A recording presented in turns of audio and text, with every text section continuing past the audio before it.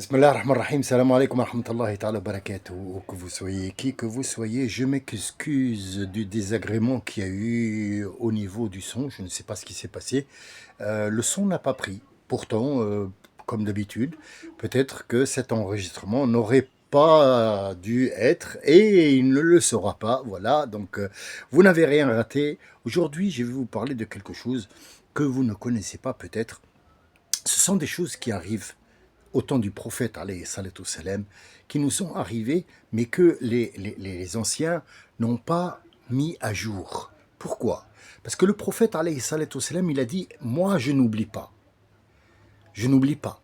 Mais Dieu me fait oublier pour que je puisse trouver une solution à mon oubli, pour que je puisse faire la sunna, trouver la solution. Or, il y a des choses énormément qui ont besoin de je vous ai dit, vous n'allez rien rater de l'enregistrement qui était avant, puisqu'il est très simple à comprendre. J'espère que cette histoire que je vais vous raconter là, vous allez en tirer un profit qui est énorme. Alors, déjà, je voudrais dire que les choses les plus banales qui vous semblent simples, les choses qui vous semblent incompréhensible, sachez que à l'intérieur, en fouillant bien comme il faut, vous allez trouver énormément de choses à en tirer et beaucoup de profit. Ça veut dire que tous les jours, moi personnellement, je dors moins bête. Et croyez-moi, à partir des quelques petits commentaires.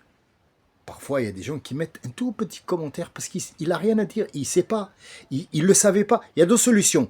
Ou il ne sait pas, et ça c'est les 99%, ne savent pas ce qui s'est passé au temps du prophète, parce qu'ils n'ont lu qu'un livre qu'on leur a imposé. Ça veut dire, tiens, lis ce livre, et c'est tout. Point à la ligne. Tu réfléchis pas, tu vois pas, ta façon de penser, elle doit être comme ça, et on a toujours le doute entre nous qui est semé par un shaitan, qui met la zizanie entre nous, et qui fait en sorte que les gens ne se font plus confiance. Je voudrais dire quelque chose. Quand j'apporte quelque chose, un exemple de la vie, je dis à un copain qui m'a dit, ou un ami qui m'a dit, sachez que j'ai pas un seul copain dans ma vie. Et peut-être que j'ai dit c'est mon copain pour ne pas divulguer par exemple son identité. Ou alors j'ai dit mon copain pour une histoire, effectivement c'est pas mon copain, c'est une connaissance, mais je peux pas dire c'est une connaissance, qui machin, et tu es allé, il a dit, là, ça fait plus quelqu'un qui est en train de mettre un problème sur la table qu'on doit tous regarder ensemble et trouver une solution. On n'est plus à ce stade-là. Moi, je me suis fâché avec quelqu'un parce qu'il y a eu une zizanie dans cette chaîne et je l'ai fermée parce que je voulais trouver d'où vient le problème. Il y a des gens qui sont intervenus dans cette zizanie, ils se sont trouvés au mauvais moment, au mauvais endroit. Et ils ont pris la défense de la personne qui ne devait pas être défendue. Donc, qu'est-ce qu'on a fait? Au lieu d'avancer, au lieu de trouver quelque chose qui nous apaise, qu'on doit connaître notre dîne, connaître l'ensemble de ce qui s'est passé au temps du prophète pour savoir est-ce que ça nous sert à quelque chose ou pas, on s'est trouvé au milieu du blablabla, bliblibli, bloubloublou, il a dit que, et l'autre il a dit que, et vas-y que, et l'autre a dit que, et c'est ce qui se passe au téléphone chez les gens, dans le bus, dans les métros, dans les stations, où vous allez, dans le travail, il a dit que, c'est que les médisances, et surtout les médias. Poutine il a dit, alors Macron il lui a répondu, alors Poutine il a dit, et qu'est-ce que vous dites? Et puis il apporte une connasse là, à cheveux rouges là, qui a des pointes comme ça, qui est, je sais pas, chef d'un magazine, je sais pas quoi, Natacha de merde, et qui donne son avis sur Poutine. Oui, parce que, oui, ferme ta gueule, connasse, va rentrer, je sais pas, moi, je sais pas, va te branler, faire quelque chose, mais laisse les gens tranquilles. Donc en fait, c'est ça, le but, c'est sortir de toute cette bulle où on est enfermé. Aujourd'hui, je vais vous parler de Tha'laba. Tha'laba, c'était, on l'appelait à l'époque, alors je vous dis d'abord Tha'laba, ça veut dire renard. Tha'laba, ça veut dire renard. En anglais, Fox. On connaît tous Fox Mulder. Mais bon, c'est pas X-Files. On connaît tous Jimmy Fox. Fox, c'est un nom qui est connu dans le monde entier. On l'appelle, même en arabe, on dit Tha'laba. C'est un nom que les Arabes, à l'époque, au Quraysh, appelaient. Et donc, c'était l'ami du prophète. Comment on le surnommait? On le surnommait, attention, la colombe. La colombe du Masjid al-Rasoul, de la mosquée du prophète. La colombe, il ne sortait jamais. Il n'y a pas un seul instant où il a quitté le prophète, ni de près ni de loin. Il était collé, mais collé au prophète, vous n'avez même pas idée.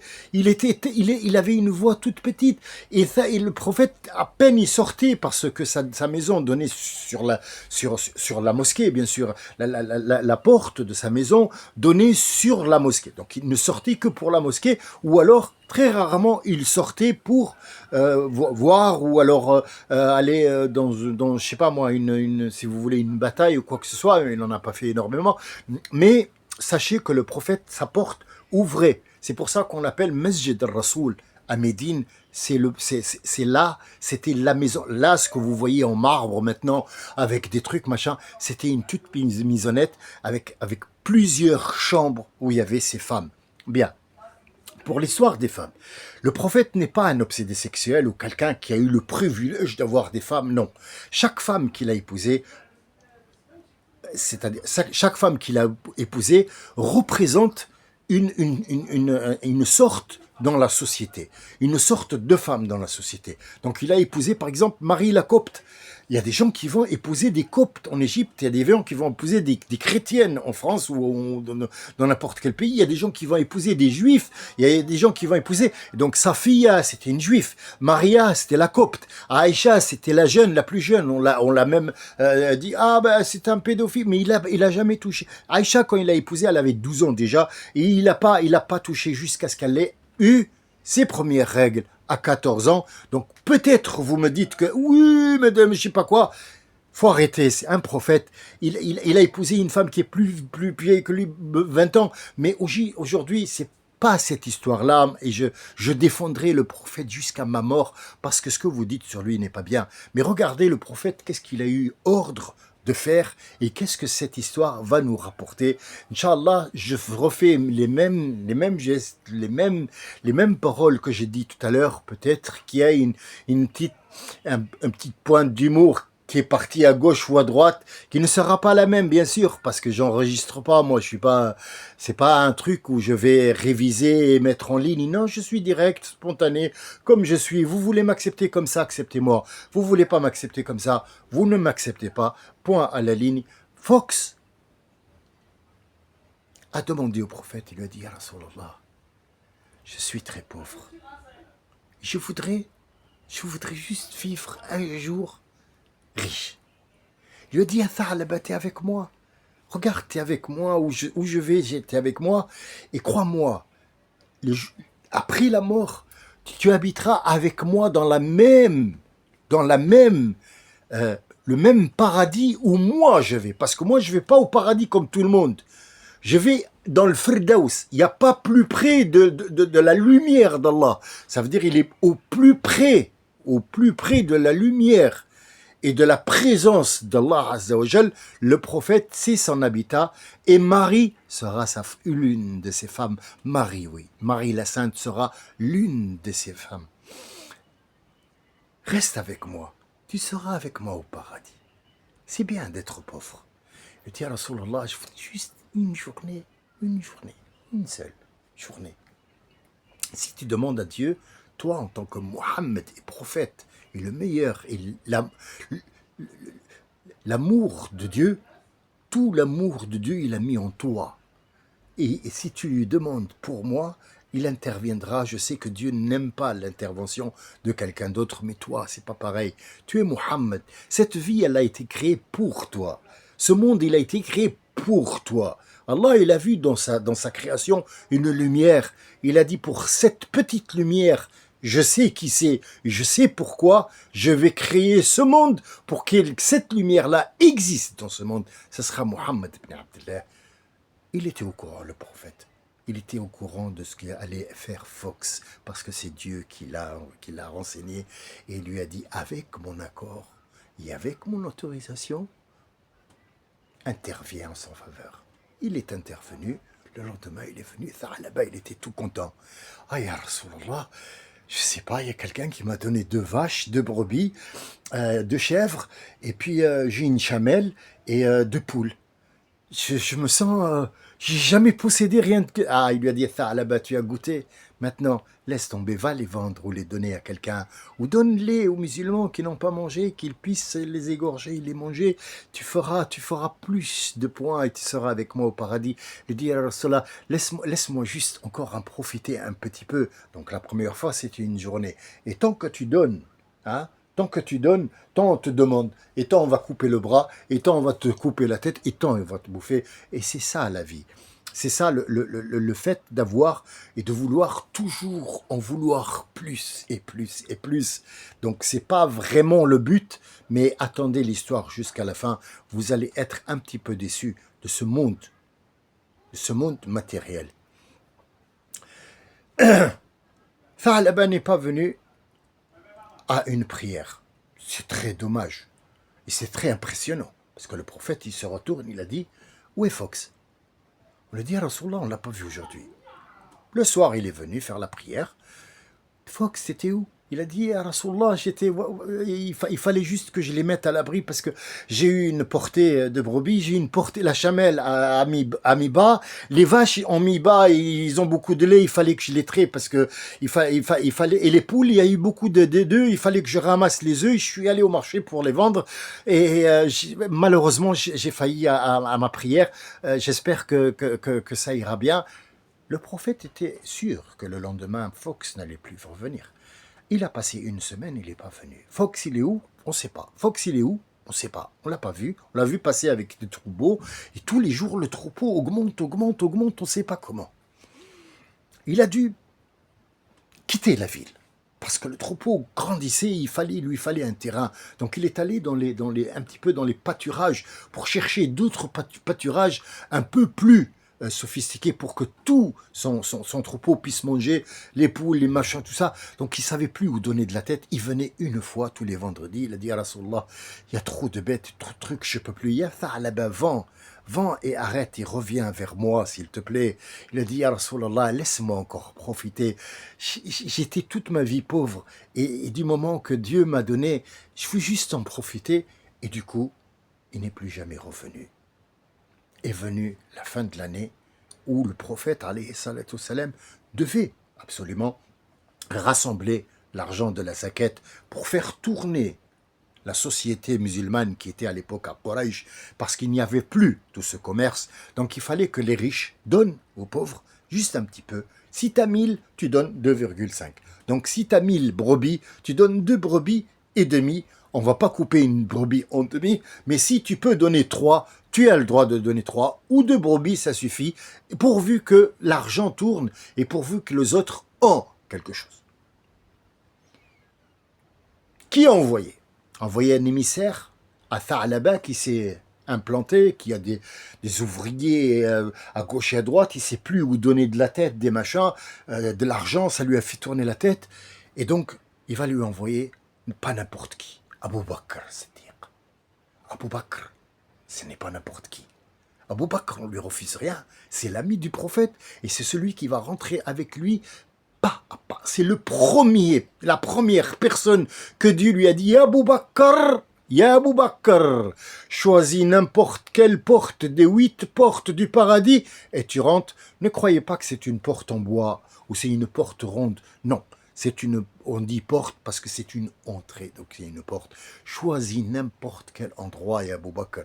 Tu es le premier à rentrer au paradis, bien sûr après le prophète et sa fille Fatima. Abu Bakr arrive, où est Tha'laba? On lui dit, il est là, le patron, il se fait appeler le patron, Fox le patron. Abu Bakr lui dit à Tha'laba et à Fox, le prophète te dit de donner zakat sur 1000 brebis, tu vas donner 2 brebis et demi, sur 1000 chamelles, tu vas donner 2 chamelles et demi, et ainsi de suite. Il l'a bien regardé, il lui a dit, retourne voir ton copain, ton compagnon, ça y est, c'est plus son compagnon lui, et dis-lui que Tha'laba ne reconnaît pas zakat dans l'islam. Ça, c'est une invention que tu as inventée pour prendre l'argent des gens, et moi, je ne donne pas mon argent.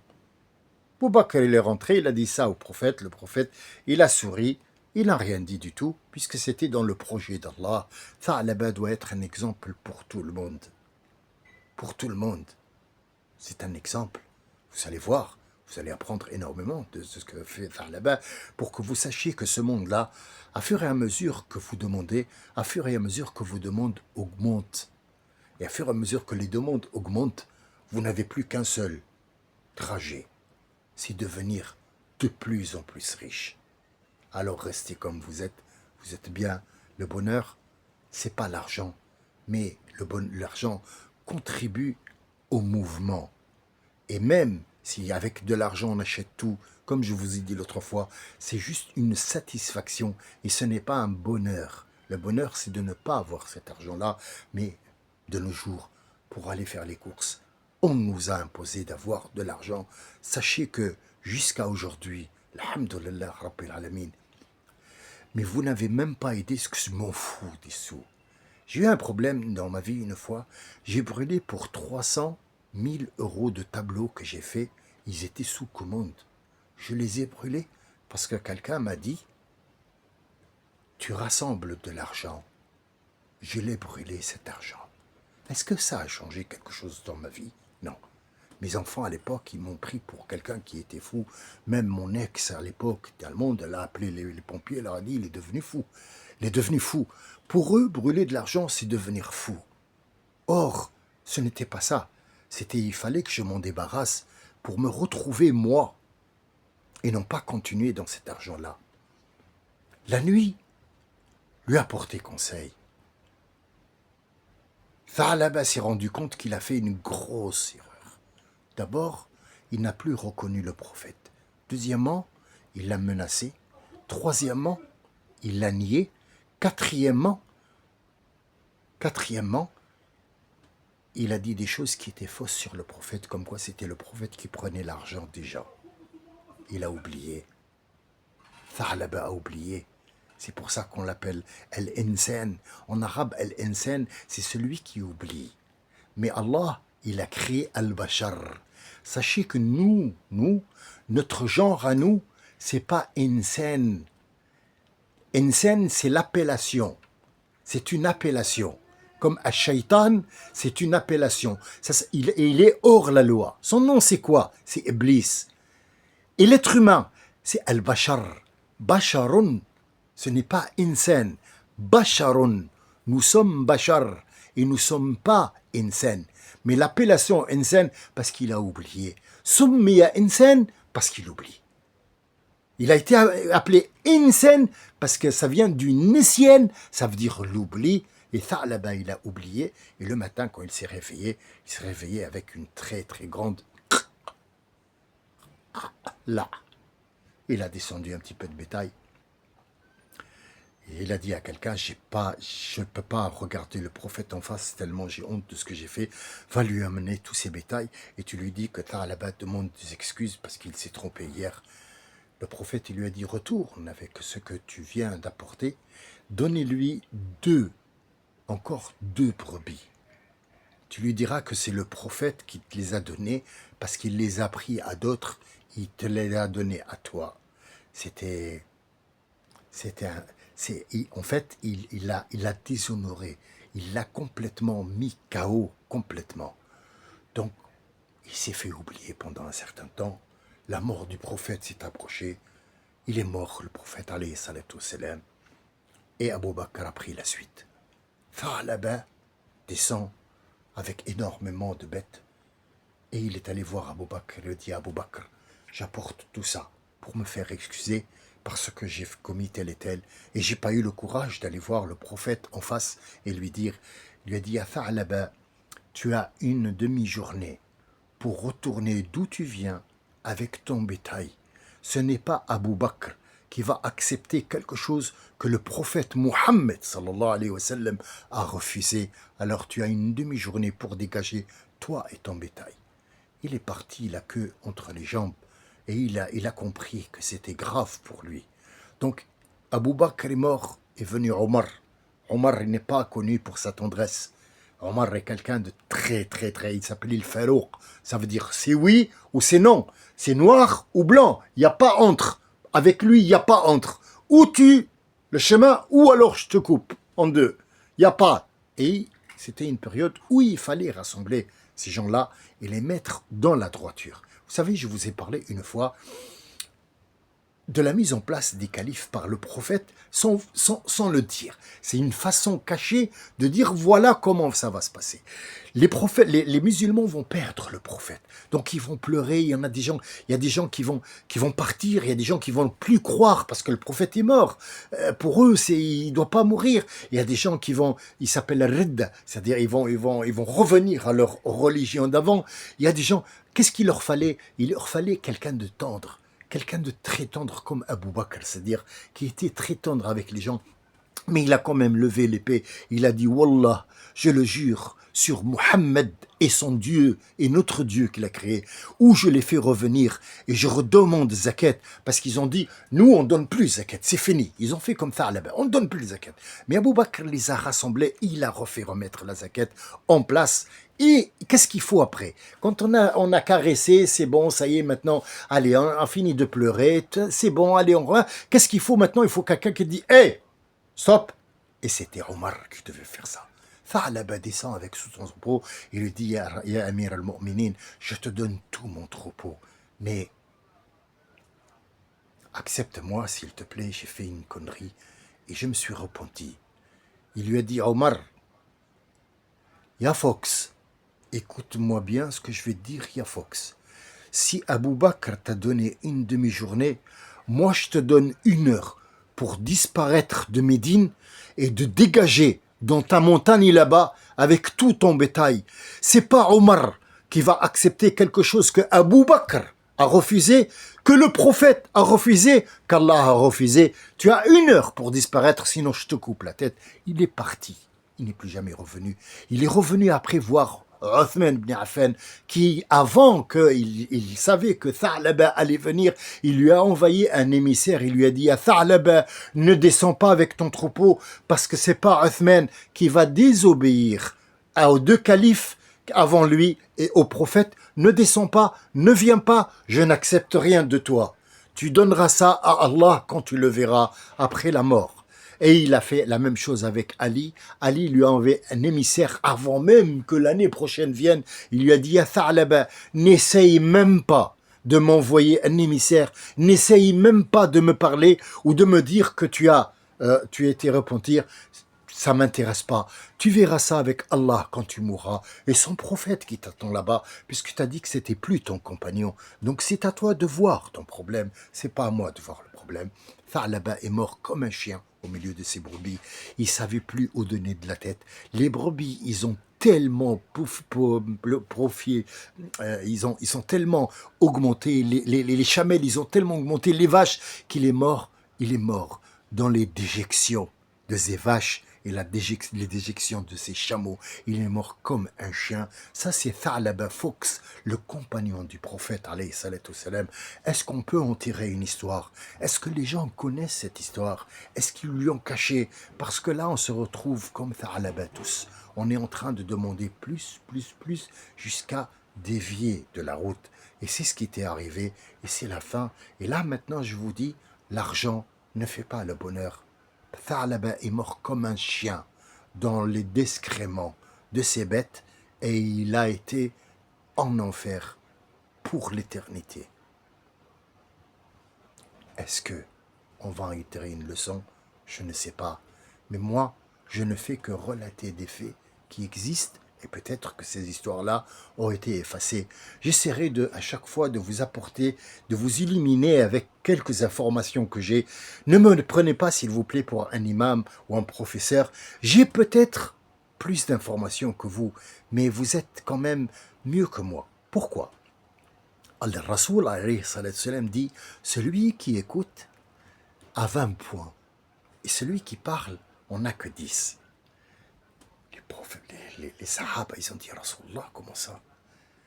Celui qui parle, normalement, c'est celui qui donne la leçon. Il dit non. Celui qui écoute, il a toutes les informations de lui, de lui, de lui. Mais celui qui parle, c'est comme les frites McCain. Tant tu parles, et moins t'en manges. Ce sont les silencieux qui mangent le plus de McCain. Bourrez-vous avec des frites. Allez faire une grosse marmite de frites. Et ne parlez pas.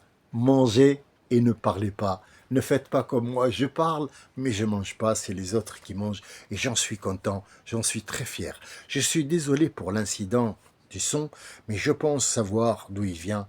C'est un téléphone pourri à 2 francs 50. Et je ne suis pas radin, croyez-moi, je suis le dernier des radins. Je n'ai pas un sou parce que tout ce que j'ai, ils partent. Mes enfants, tous les jours, ils me font la morale sur cette histoire. Et je les regarde, je leur parle, un seul regard. Je leur dis, vous avez fait tous des études privées. Vous donnez la leçon à qui? À qui vous donnez la leçon? Parce que si vous me donnez la leçon que moi j'éparpille des sous, je vais vous demander de me rembourser tout de suite. Et donc c'était mon excuse à moi pour les remettre d'aplomb et pour qu'ils me parlent sur un autre ton. J'espère que vous mangerez toute votre vie du poisson, du thon et des frites McCain. Passez une bonne soirée. Je m'excuse encore pour le son. J'espère que cette fois ça marche. Je ne revois jamais mes enregistrements. Je suis désolé. Mais merci pour le suivi. Au revoir et à demain. Inch'Allah. Salam alaikum wa rahmatullah.